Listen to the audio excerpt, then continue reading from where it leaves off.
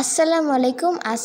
আমি নিয়ে এসেছি চিকেন বড়া। আমার মা হাত দিয়ে এগুলো বানায় দেয় আর এটা খুব মজা হয়। আজকে যতগুলো পারবো অতগুলো খেয়ে দেখব। তো আমি শুরু করছি এখন খাওয়া। এটা অনেক মজা হয়েছে, আবার গরম গরম।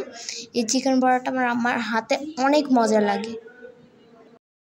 আজকে আমি যতগুলো পারবি সব খাবো, কেন আজকে আম্মু বলছে তাহলে তুমি এগুলো সব খাও, তাহলে আমাকে কিছু দিবে।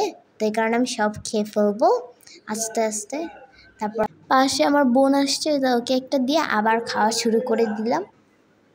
গরম গরম খেতে খুব মজা লাগতেছে, খুব টেস্টি। আমি আমার আম্মুর হাতের রেসিপিকে আর রেস্টুরেন্টে খেতে চাই না, এখানে খুব মজা হয়। আমার আম্মু বাসায় বানায় দেয়। আগে অনেক চিকেন খাইতাম সিপিতে থেকে, এখন আর যাই না, কেন বাসায় একজন আছে মানায় দেওয়ার জন্য, সেটা হলো আমার মা। প্রায় আমার সব চিকেন বড়া খাওয়া শেষ। আর আজকে আমি ওকে দিনে জাস্ট একটা আপুকে দিস, অনেক মজা হয়েছে, আমার পেট ভরে গেছে। এখন জাস্ট বিছনায় লেটে পড়বো।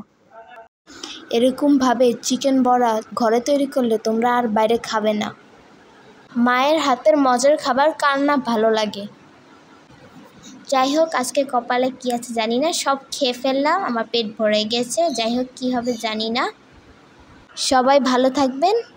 আল্লাহ হাফেজ।